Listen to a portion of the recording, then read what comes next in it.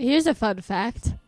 The term anorexia nervosa is actually related to the term anorexia mirabilis, or miraculous loss of appetite, used in the Middle Ages until the Victorian era to describe the behaviors of women who would fast for long periods of time.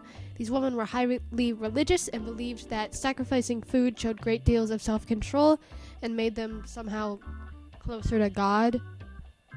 I don't know. The condition that we think of today went through several name changes, including apepsia hysterica, anorexia hysterica, and finally, anorexia nervosa was a term coined by William Gall in 1873. Even then, though, the severity of the disorder, especially in women, was not prominently discussed for the next several decades, as the idea of dieting would have mainly been a concept aimed towards men, because as the second industrial revolution kind of came to a halt and men entered more sedentary lifestyles and jobs, they obviously required, according to the public, more needs to stay in shape and stuff like that.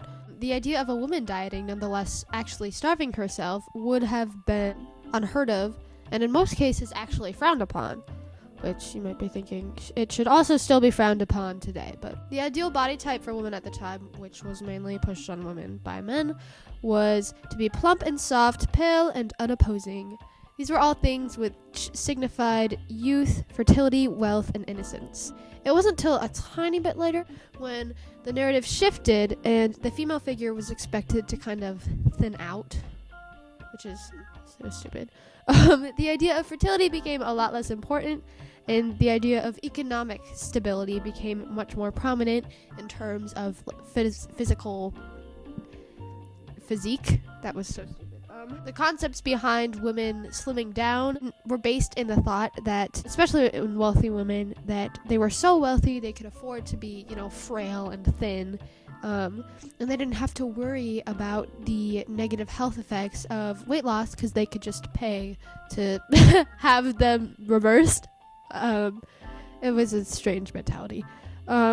But the slim body type is an ideal stuck around for essentially the remainder of U.S. history, especially receiving a big wave with the fitness craze of the 80s and then the whole early 2000 fashion crazes that kind of required you to wear mini skirts and low-rise jeans, and all of those types of outfits and styles were meant to look more appealing on thinner waists and bodies. This ideal of the skinnier physique, along with other just American perfectionist values, have without a doubt coincided with the estimated 9% of the US population experiencing eating disorders.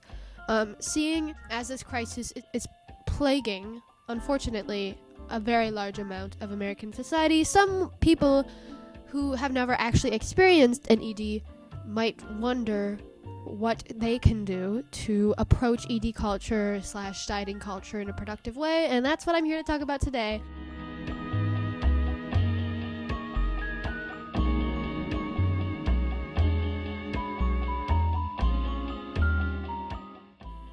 Okay, let's get into it.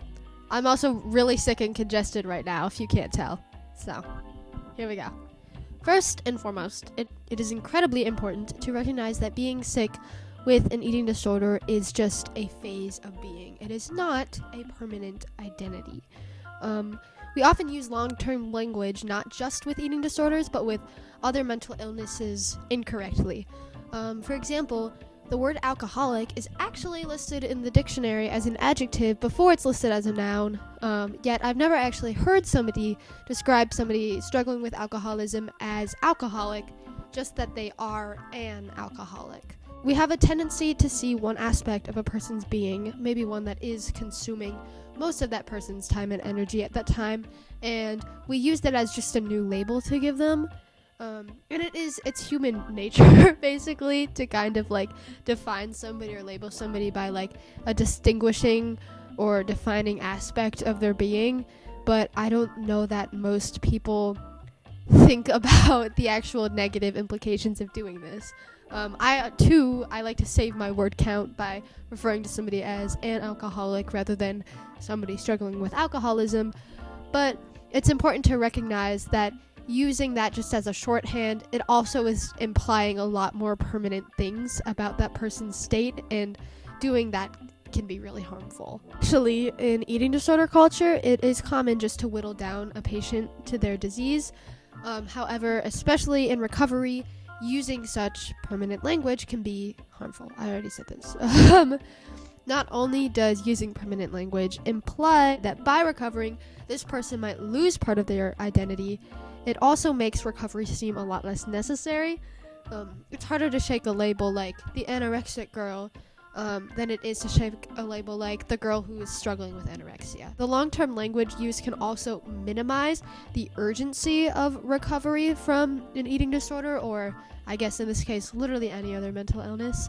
And it might be harder for patients to understand their need for help.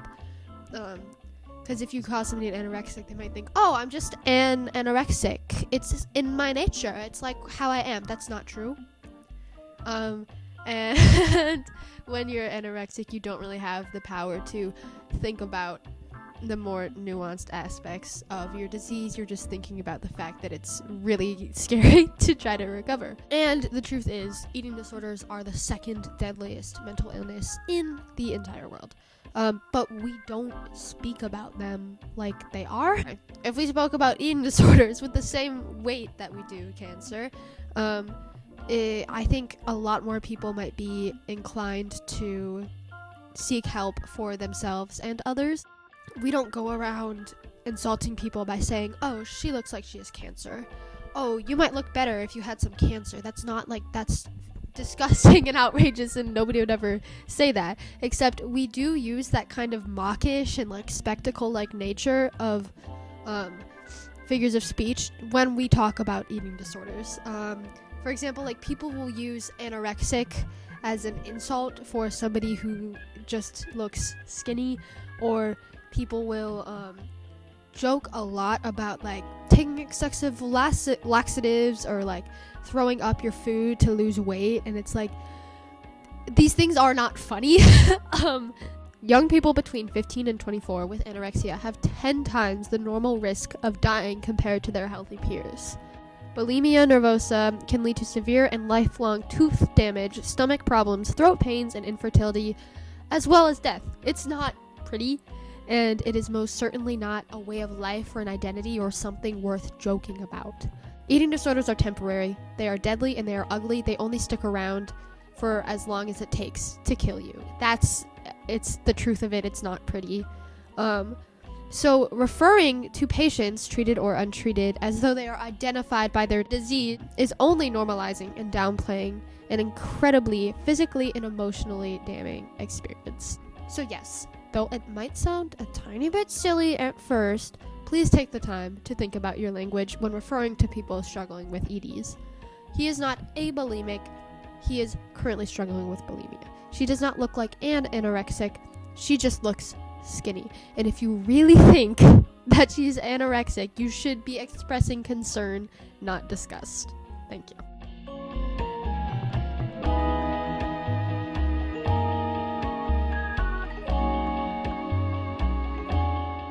What do you mean my hair looks different? I don't know what you're talking about.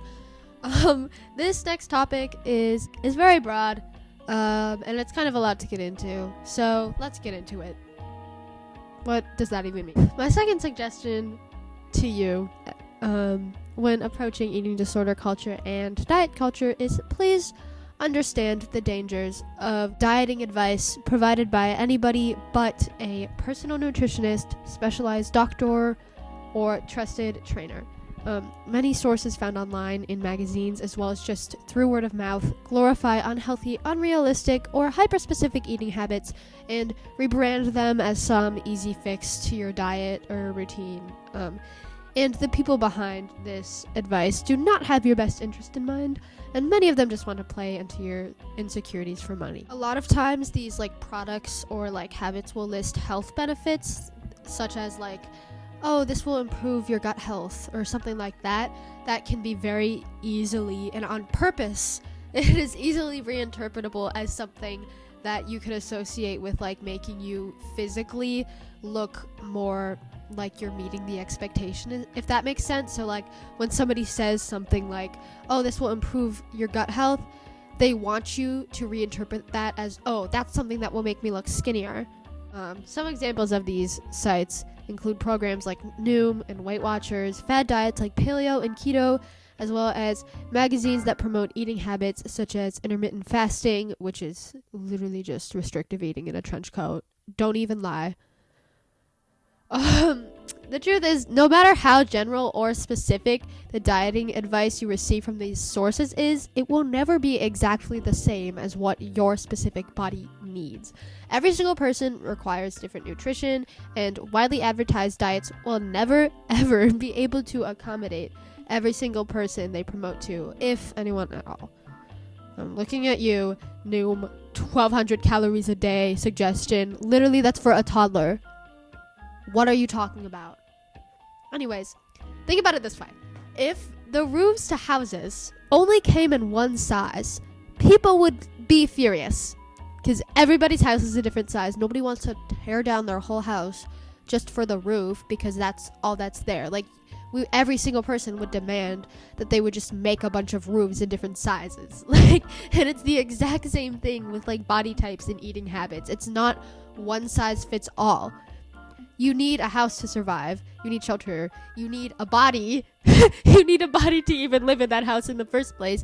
You should not be expected to literally tear apart your body and your eating habits just because everyone is expecting this one thing of you. So when you look at these like general dieting advice magazines or brands or products, they're never going to actually be helping you as a specific person with your specific bodily needs.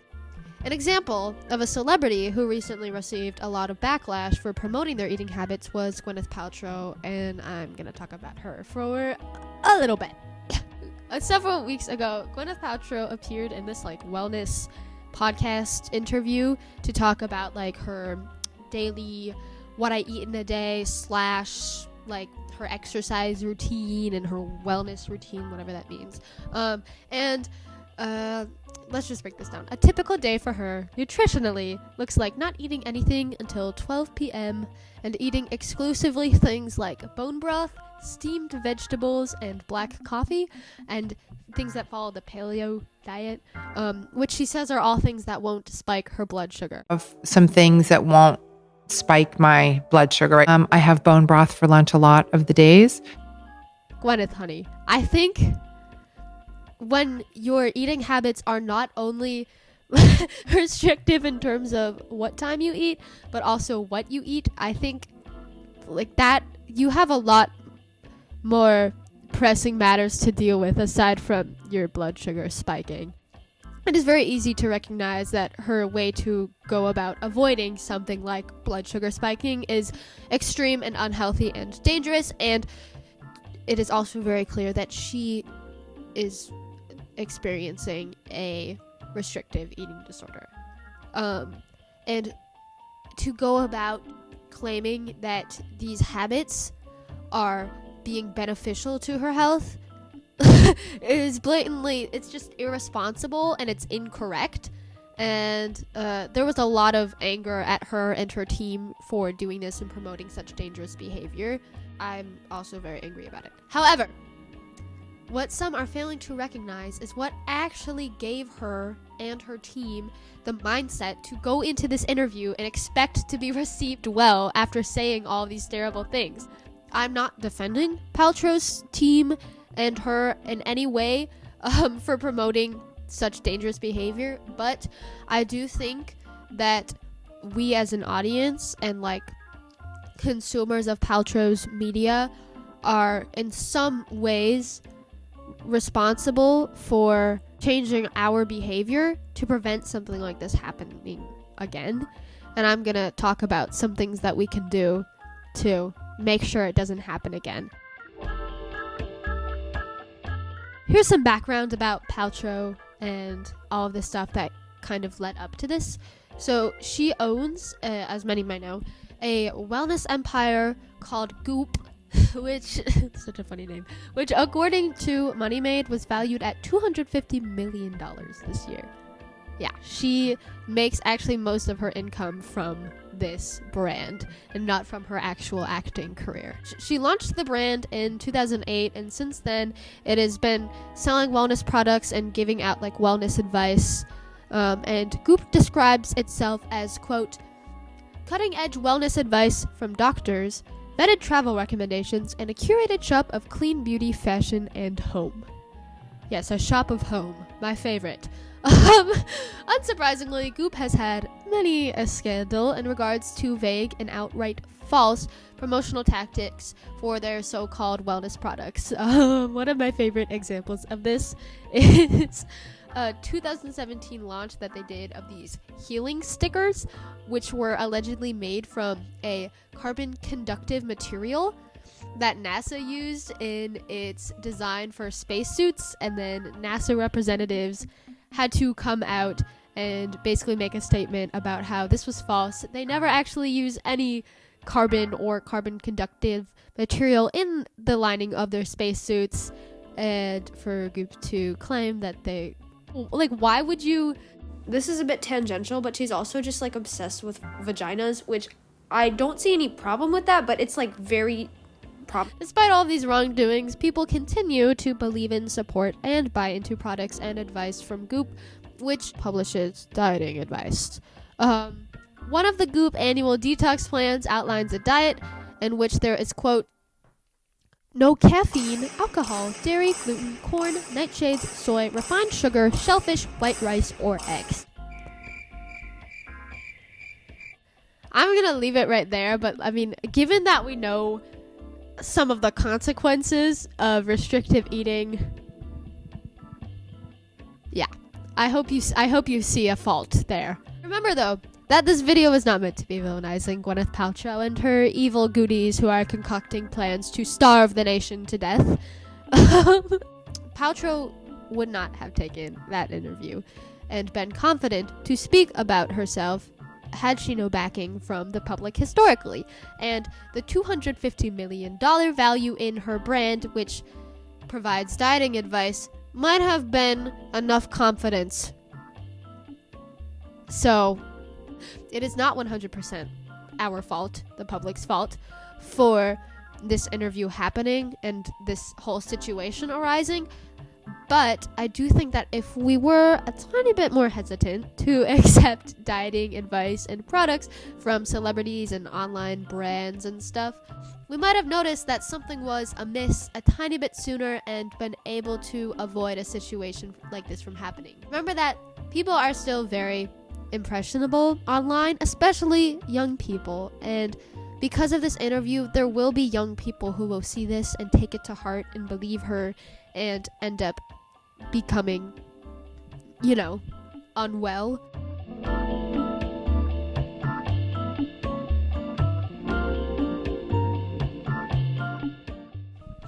This next bit is a little bit it's short, but it's to the point, so here we go.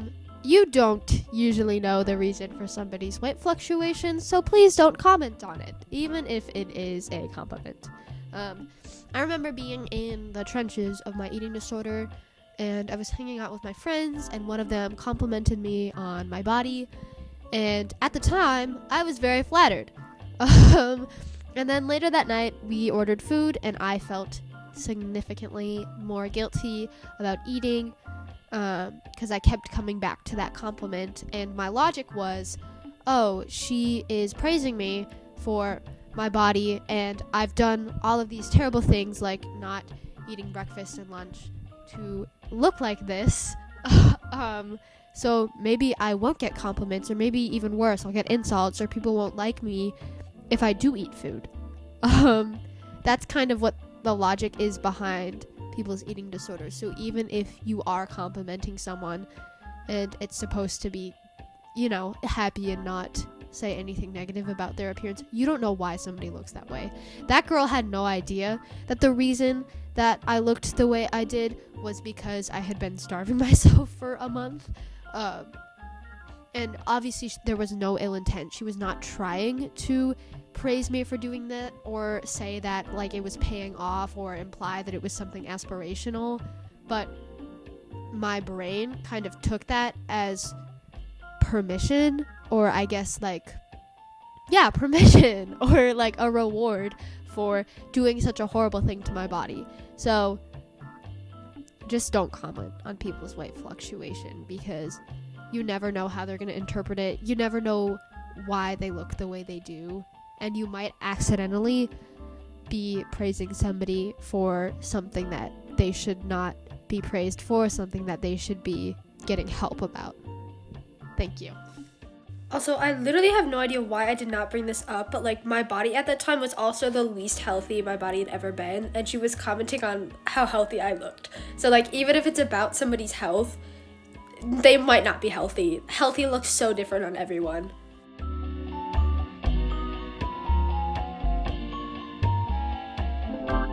I'm so sick. My final suggestion is to please acknowledge that eating disorders are not a choice. Nobody just like decides one day to become anorexic. That's not a thing. And please stop implying or believing that it is, because it's not. And the sad reality is, if eating disorders were a choice, then a lot more people would have them. You can't turn them on and off. That's why recovery is so brutal for certain people. Because eating disorders kind of act like any other type of fear. If you're afraid of the ocean, the only way to get over your fear of the ocean is through increased exposure to the ocean and going swimming, until eventually you become desensitized to it and you realize that there's no threat. It's the same thing with an eating disorder, except instead of being afraid of the ocean or something that is not directly contributing to your health, your brain convinces you to be afraid of things like food and specific habits and behaviors around food, which actually is very important for your health. So it takes a lot of increased exposure to those things for your brain to realize, oh, there's nothing actually dangerous here. There's nothing scary about this. It's the same thing as getting over any other type of fear. You don't just choose to get over your fear of the ocean. You're not gonna just choose to get over your eating disorder. That's crazy. And it's the same thing. You're not gonna just choose to become somebody who has an eating disorder. That's not how it works. And actually, an incident that I kind of brought up earlier with Gwyneth Paltrow, I was talking to my mom the other day about how frustrated I was with her for this whole situation and sharing such terrible things. And my mom was really confused and kind of mad at me. She was like wondering, like, why are you angry at her for having an eating disorder? You know it's not her choice. You know that she's not,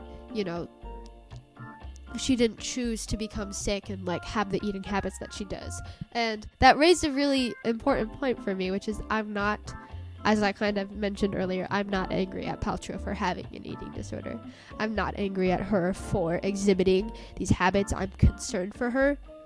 I am angry at her for promoting these habits, because she could be in any phase and promoting any type of eating habit, and it would not match every single person she's talking to. But it kind of made me realize that there might be some people who are kind of watching the discourse from a more like far away perspective, and they might misinterpret people's anger about the situation for anger about Paltrow having an eating disorder, and that anger might be based in people thinking that she chose to be that way, or that she asked for it, which is not true. I thought it might be interesting, and I kind of like have been thinking about this, but there's a lot of villainization in fictional media surrounding people who have eating disorders, and it's all based in the thought that people choose to develop them, which is, it's not true.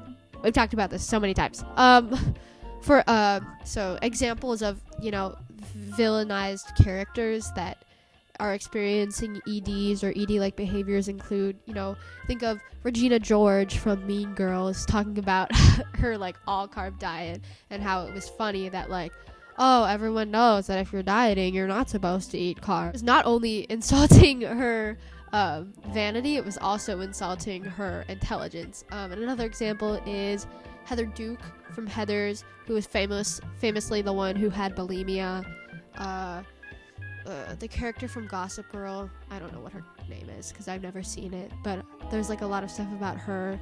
it tends to be like the mean, conniving girl who has the jock boyfriend, and she'll insult your shoes, and she gets everything she wants, and she lives in a mansion, and she's a bulimic.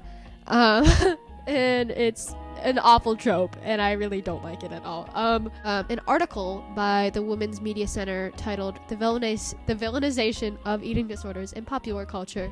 Literally the name that I was looking for in an article. It's awesome. This article sums it up the best by saying, quote, "These eating disorder behaviors are not intended to make the characters who possess them sympathetic to the viewer, however, but instead to highlight just how vain and self-absorbed they are. This dieting behavior is presented as an apparent foil to the, quote, cool girls who don't eat burgers and don't wear makeup," end quote. This sums it up so well. Well, obviously, it's quite apparent that the blatant use of eating disorders to further a character's unlikability is very harmful to people suffering with one. But remember that this whole trope would not be possible without the assumption that people are choosing to have eating disorders. And this trope, it just kind of like specifically chooses to assume that it's vain and self-absorbed people and mean and popular people that are choosing to have eating disorders specifically, which is even worse, because people might be denied help for so many different reasons, including the idea that it's just rich white girls that experience eating disorders and that are choosing to have them. That's not true. People who live in low-income households, people of color, men, like literally anybody could be susceptible genetically or environmentally to an eating disorder. And pushing this trope that, one, not only are people choosing to have eating disorders, but it's only rich white girls that have eating disorders, could cause so many people to just be denied help, because people might look at somebody who doesn't seem to fit that stereotype and think, oh, well, you don't look like the type of person who would have an eating disorder, so I guess you just don't have one. You don't need help. Like, you're fine, go away.